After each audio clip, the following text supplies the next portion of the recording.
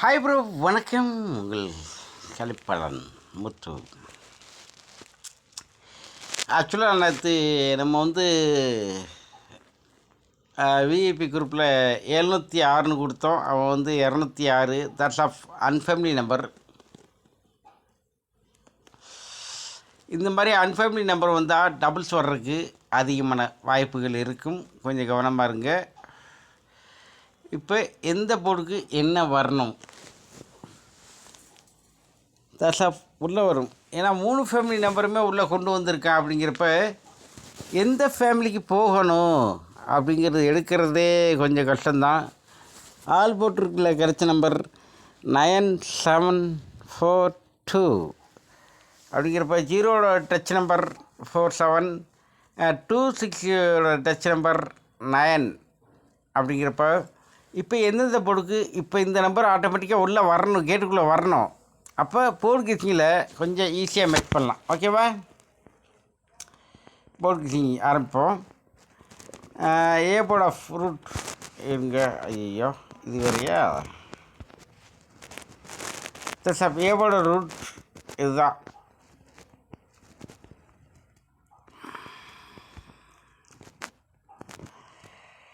மேலே 129 அப்படின்னு இருக்குது. அப்போ கீழே அதுக்கு ப்ளஸ் பண்ணி 130 அப்படின்னு வச்சுருக்கேன். அப்போ இங்கே என்ன வைக்கணும்? கான்செப்ட் புரியுதா? 129 139னா ஒன்று அவன் டேரெக்டாக 9 வைக்கலாம், இல்லை என்றால் 4 வைக்கலாம். இது ஒரு கான்செப்ட். அதே மாதிரி 129 130 அப்படின்னும் 0 அல்லது 5 வர்றதுக்கு வாய்ப்பு வரலாம். ஏ போர்டில் மட்டும் 0 5 4 9 இதுதான் வரும் ராஜா, வேறு எதுவும் வராது. ஓகேவா? தட்ஸ் ஏ போர்டில் 4 நம்பர் கிடச்சிருக்கு. நல்லா நோட் பண்ணிக்க. 0 5 4 9 ஏ போர்டு 100% ஸ்ட்ராங். சரி, பி போர்டு ரூட் போமா? பி போர்டுக்கு இது டேரக்ட் பேட்டர்ன். இருங்க, நல்லா போடுறேன். மேலே 473 அப்படின்னு இருக்குது. 473னா கீழே என்ன வைக்கணும்? That's plus or minus. இதுதான் கெஸ்ஸிங். போர்டு கெஸ்ஸிங் இப்படித்தான் எடுக்கணும். நான் இவ்வளோ தூரம் நான் சொல்கிறேன் அப்படின்னாக்கும் அதை நல்லா புரிஞ்சுக்குங்க. ப்ளஸ் ஆர் மைனஸ் என்ன பண்ணும்? பவர் மாற்றணுமா மாற்றக்கூடாதா? அவன் டேரக்டில் அடிப்பானா இல்லை ரிவர்ஸில் அடிப்பானா? கான்செப்ட் என்ன? எந்த ஃபேமிலிக்கு போகுது? இப்போ ஏ போர்டு மட்டுமே 4 நம்பர் வந்துருச்சு. இப்போ பி போர்டுக்கு 473 422 அப்படின்னு வச்சா 423 அப்படின்னு போகலாம். தப்பு கிடையாது. எப்போவுமே கீழே மைனஸ்லேயே கொண்டு வாங்க. தட்ஸ் ரிப்பீட்டட் நம்பர் வந்தால் 2 வர்றதுக்கு அதிகமான வாய்ப்புகள் இருக்கும். கொஞ்சம் கவனமாக இருங்க. தட்ஸ் மைனஸ் பட்டனில் 2 வருது. ப்ளஸ் பட்டனில் என்ன வரும்? 473 474. ஏன்னா 2 பவர் மாறிடுச்சு. அப்போ 4 அப்படிங்கிறது டேரெக்டாக அங்கே வர்றதுக்கு அதிகமான வாய்ப்புகள் இருக்கும். இப்போ பி போர்டில் வர்றது யார்? 2 அல்லது 4. B board super. அதிகபட்ச வாய்ப்புகள் 2 அல்லது 4 தான் வரணும். இதுதான் வரும். ஓகே? ஏன்னா வேறு ரூட் கிடையாது. இங்கே இந்த ரூட் எடுத்திங்கனாக்கும் இது ரிவர்ஸ் பேட்டர்ன். இது ரிவர்ஸ் பேட்டர்ன். இப்போ 89 அப்படின்ட்டு இருக்கா, திருப்பி போடணும். இப்போ 98 89ங்கிறது திருப்பி போடணும். திருப்பி போடுறது தான் ரிவர்ஸ் பேட்டர்ன். நான் டேரக்ட் பேட்டர்ன் ரிவர்ஸ் பேட்டர்ன் ஏன் சொல்கிறேன், ஏன் இது பண்ணுறேன்னா இதெல்லாம் உங்களுக்கு புரியுமா புரியாதான்னு எனக்கு தெரியலை. இங்கே டேரக்ட் பேட்டர்னும் பார்க்கணும், ரிவர்ஸ் பேட்டர்னும் பார்க்கணும். ஒரு கெஸ்டிங் எடுக்க எவ்வளோ வேலை செய்யணும் தெரியுமா? கெஸ்டிங்னா சாதாரண விஷயம் கிடையாது. இப்போ ரிவர்ஸ் பேட்டர்னில் பார்த்தீங்கன்னா இப்போ 89 அப்படின்னா 29 39 அப்படிங்கிறத அவன் கொடுத்துருப்பான்.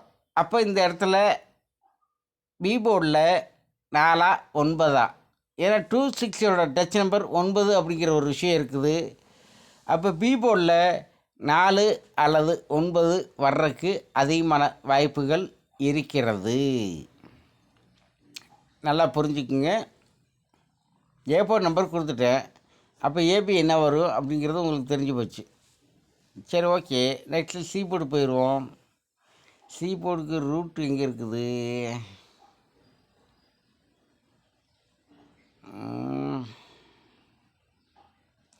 ப்ரோ, இன்றைக்கி சி போர்டு ரூட் இல்லை ப்ரோ. ஏன்னா எல்லாமே கலைஞ்சி கிடக்குது. அதனால் சி போர்டு ரூட் கிடையாது இன்றைக்கி. வாய்ப்பில்லை. சி போர்டு என்னால் எடுக்க முடியாது, நான் கொடுக்கவும் மாட்டேன். ரூட்டு இருந்தால் கொடுக்கலாம். ரூட்டு இல்லை அப்படிங்கிறப்ப என்னால் கொடுக்க முடியாது, கொடுக்கவும் மாட்டேன். அப்போ ஏ போர்டு அல்லது பி போர்டு கொடுத்துட்டேன். இதை வச்சு நம்ம ஜூனியர் டீம் ஆகட்டும் இல்லை மற்ற நண்பர்களாகட்டும் உங்களுக்கு ட்ரிக்கு ஆல்ரெடி எழுதி அனுப்பியிருக்கேன். எந்த போர்டுக்கு என்ன வருங்கிறத வரைக்கும் நான் சொல்லிட்டேன். இப்போ இதிலேருந்து பேர் எடுங்க. நம்ம ட்ரிக்கு பேர் காட்டும். ஏன்னா ஏ போர்டும் கொடுத்தாச்சு, பி போர்டு கொடுத்தாச்சுல. அப்போ ஏபி கொடுத்தாச்சு. அப்போ ஏபி எது மேட்ச் ஆகுது அப்படிங்கிறத நான் கொடுத்த ட்ரிக்கில் போய் பாருங்கள். பார்த்துட்டு அங்கே ஃபைனல் பண்ணுங்கள். தசப் cut number C board cut number 3 cut number நான் கொடுத்துட்றேன். சி போர்டுக்கு மட்டும்தான் என்னால் கொடுக்க முடியும். 15 நாளாச்சு. சாரி ப்ரோ, 15 நாளாச்சு. 3 ஊரில் வந்தாலும் வர்றதுக்கு அதிகமான வாய்ப்புகள் இருக்கும். அதனால் நான் அதை கட் நம்பர் இன்றைக்கி கேன்சல் பண்ணிடுங்க. இன்றைக்கி நான் கட் நம்பர் கொடுக்க மாட்டேன். வேண்டாம், அது வேண்டாம், அழைச்சிருங்க. மற்றபடி ஏபி அப்படிங்கிற நம்பரு உங்களுக்கு ஸ்ட்ராங் கொடுத்துட்டேன். அப்போ ஃபேமிலியை செட் பண்ணுங்கள். டபுள்ஸ் வந்தாலும் இன்றைக்கி நீங்கள் தாராளமாக டபுள்ஸ் எடுத்துக்கங்க. டபுள்ஸ் வந்தால் 44 99 88 இந்த மாதிரி நம்பர் தான் டபுள்ஸ் வரும். அதையும் உங்களுக்கு லைவ்லேயே சொல்லிடுறேன். ஓகேவா? டபுள்ஸ் வந்தால் இந்த நம்பர் தான் டபுள்ஸ் வரணும். அப்படி டபுள்ஸ் வரல அப்படின்னாக்கும் நான் கொடுத்த ஏபியை வச்சு, நான் கொடுத்த ட்ரிக்கை வச்சு அழகாக எல்ஸை படிங்க. எல்ஸை படித்தீங்கன்னா நீங்கள் பாக்ஸ் போட வேண்டிய அவசியம் இருக்காது. Only direct. நான் 2 நம்பர் தர்றேன், நீங்கள் 2 நம்பர் எடுங்க. மொத்தம் 25 ரூபா டிக்கெட் தான் அடிக்கிறீங்க. 100 ரூபா தான் செலவாகும். 100 ரூபாயில் உங்களுக்கு 1000 ரூபா கிடைக்குதா இல்லை 10,000 ரூபா கிடைக்குதா? அருமையான ஒரு வாய்ப்பு. சரியாக பயன்படுத்தி கொள்ளுங்கள். இங்கே என்னோடய முயற்சி மட்டும் பத்தாது ப்ரோ. நான் ஒருத்தன் மட்டுமே ஏன் ஆள்போட்டு மட்டுமே பாஸ் ஆகுது அப்படின்னு நான் சொல்லவே முடியாது. நானும் உங்களை மாதிரி சாதாரண மனுஷன்தான். என்னோடய முயற்சி அவ்வளோதான். அதில் உங்கள் முயற்சியும் கொஞ்சம் இருக்கணும். இருந்தால் தான் நீங்கள் ஜெயிக்க முடியும். இல்லை பெட்ரோல் மசாலைட்டே தான் வேணும் அப்படின்னு அடம் பிடிக்காதீங்க. திருடிச்சிட்டு வின்னி வாங்கினா அடம் பிடிக்காதீங்க. ஏபிபிசி கொஞ்சம் பிரித்து போடுங்க சாமி. ஏபிபிசி பிரித்து போட்டாலே எவ்வளோ வின்னிங். நேற்றுலாம் 4 ஷோவில் 3 ஷோ வின்னிங் கொடுத்துருக்கோம் நம்ம. ஏபிபிசி யார் பிரித்து போட்டீங்க? யாராவது பிரித்து போட்டிங்களா? ஒருத்தரும் பிரித்து போடல. கேட்டால் என்ன சொல்லுவீங்க? நீங்கள் பிரித்து கொடுக்கல, நாங்கள் போடல. இது என்னையா பதில்? என்னை நம்பி 100 பேர் போடுறாங்க அப்படின்னாக்கும் அந்த 100 பேர் லாஸ் ஆகக்கூடாதுன்னு தான் நான் நினைக்கிற ஆள். என்னால் யாரும் நஷ்டமாயிடக்கூடாதுன்னு தான் நான் அளவாக கொடுக்குறது. கடைசியில் ஏன் மேலே பழிய போட்டால் இது என்ன அர்த்தம்? உங்களுக்கெல்லாம் மனசாட்சி இருக்கா இல்லையா சொல்லுங்கள். பிரித்து போட வேண்டியதானே? பிரித்து போடுங்க. யார் வேணாம் சொன்னது? பிரித்து போட்டு வின்னிங் வாங்க. உங்களுக்கு வின்னிங் வாங்கத்தான் சாமி இவ்வளோ கற்றுக்கிறதுக்கு நான் கற்றுக்கிறதுன்னு கற்றுக்கிட்டு இருக்கேன். அது ஏன் நீங்கள் புரிஞ்சிக்க மாட்டீங்கன்னு எனக்கு தெரியலை. எல்லா மக்களும் நல்லா இருக்கணும் அப்படின்னு தான் நான் ஆசைப்பட்றேன். யாரும் நஷ்டமாயிடக்கூடாது. இந்த தொழிலில் யாரும் நஷ்டமாயிடக்கூடாது. அளவோடு விளையாடுங்க, வளமுடன் வாழுங்கன்னு எல்லா ட்ரிக்கையும் உங்கள் கையில் கொடுத்துட்டு எல்லாத்தையும் பண்ணிவிட்டு கடைசியில் பழியை தூக்கி என் மேலே போடுறீங்க பார்த்தீங்களா? ஐயா சாமி, உங்களெலாம் காலில் விழுந்து கும்பிடணும் சாமி. இப்படிலாம் பண்ணாதீங்க. ஆனால் வின்னிங் வாங்குறவங்க வின்னிங் வாங்கிட்டு தான் இருக்காங்க, வாங்காமலாம் யாரும் கிடையாது. That's up my junior team. அவங்களுக்கு ஆல்ரெடி சொல்லியிருக்கேன், எப்பா நான் கொடுக்குற பேரை பிரித்து போடு அப்படின்ட்டு. அவங்க பிரித்து போட்டு வின்னிங் வாங்கிட்டு தான் இருக்காங்க. வின்னிங் வாங்காமலாம் என்னால் யாரும் நஷ்டம்லாம் ஆகவே இல்லை. அவங்க வின்னிங் வாங்கித்தானே இருக்காங்க. That's of my junior Chandrasekhar, Saravanan, David தெண்டுக்கல், David Nanda. That's of my first of junior team. ஓம் நமச்சிவாய. அவங்களும் உள்ளே இருக்காங்க. இவங்க எல்லாமே வின்னிங் வாங்கிட்டு தான் இருக்காங்க. உங்களால் வின்னிங் வாங்க முடியலன்னா நான் பொறுப்பில்லை ராஜா.